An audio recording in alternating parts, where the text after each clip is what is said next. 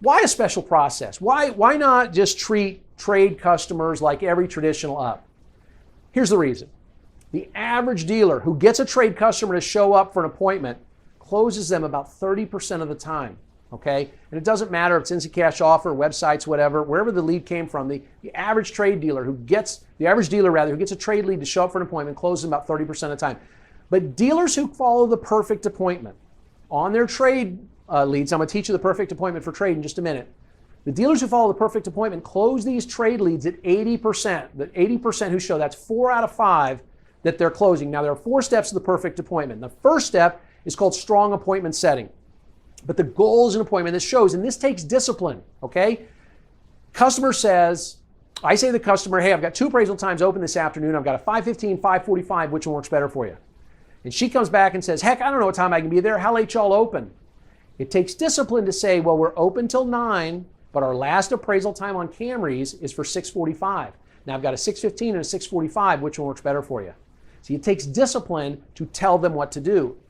All appointments should be set for today or tomorrow only, and that takes discipline. Remember our owner marketing customer, right? We called him on Monday. He said, oh, I love it. I can't wait to sell my Tundra. I'll be in on Saturday. We need to have discipline, have the guts to say, oh, that's okay, Mr. Jones. We actually have 10 more Tundra owners on my list to call today. If I can't get one of those owners to sell me their truck today or tomorrow, I'll go ahead and give you a call Friday and we'll schedule that Saturday appointment.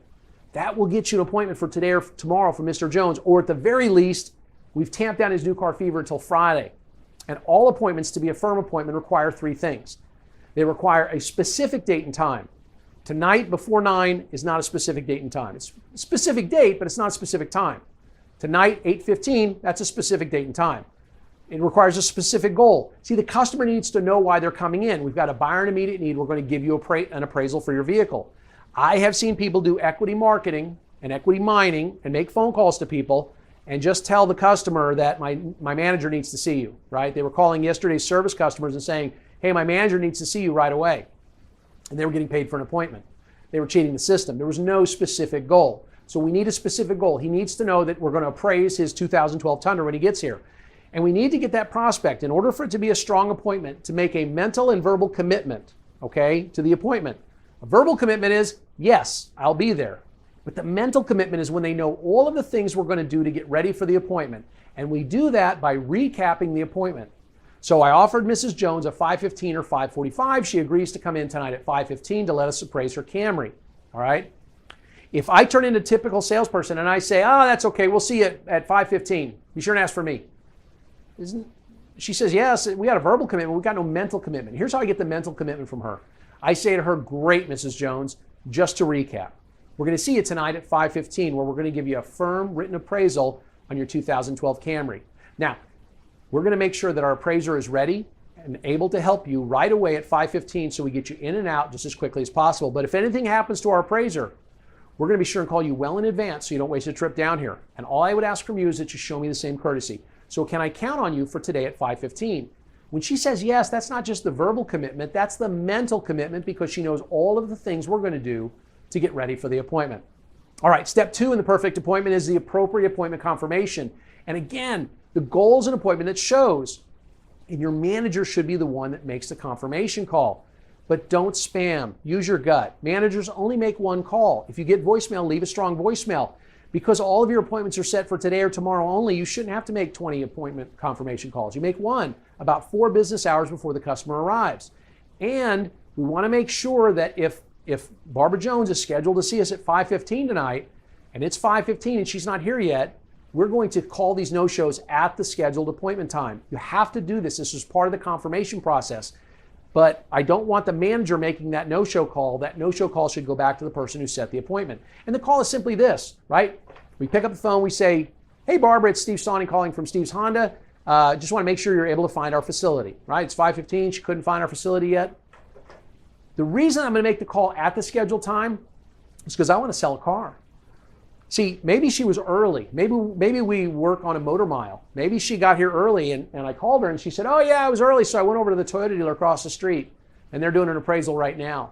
See, I got to stop this. I got to stop this before she gets in the box. I got to remind her that she gave us the opportunity to give a firm written appraisal on her vehicle, and I've got to get her to come back across the street. All right, third step of the perfect appointment is pre-appointment preparation. This is where we're going to get a vehicle, right? If it's not an instant cash offer, just buy outright vehicle, but someone who either gave us a vehicle of interest or an equity mining customer, we're going to get a vehicle clean, gas, parked in a designated area at least 30 to 45 minutes before they arrive, because we want them to catch new car fever when they get here.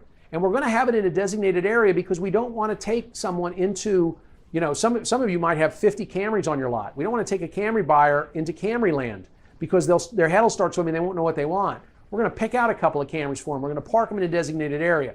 We're also going to get a deal jacket created with VIP in large letters. And by the way, the designated area where we park those vehicles, you see there, sold vehicles only. We're going to do a deal jacket. Even for the trade customer, we're going to do a deal jacket. And don't overthink this. We're going to have VIP in really large letters. We're going to have the customer's name on there. We're going to have our logo, and that's it. This is for them, not for you. I don't care what's inside this manila folder, okay? I do care that it's in color. People will believe that they're a VIP when you show them this and you treat them like a VIP when they're there. Now, I want you to memorize as many of the details as possible before they get here, especially as a manager, because then you can do the in-store VIP treatment. This is where they're greeted and treated like a VIP, preferably by a manager. So wouldn't it be great if you knew Barbara Jones was coming in? She's got a 2012 Camry. She's coming in at 5:15. Woman pulls up at 5:10 in a Camry. Wouldn't it be great as a manager to walk out to her, open her door and say, "Are you Barbara Jones?" She says, "I am." You say, "I'm Steve Stauning. I'm the sales manager here. Gosh, we're glad you're here.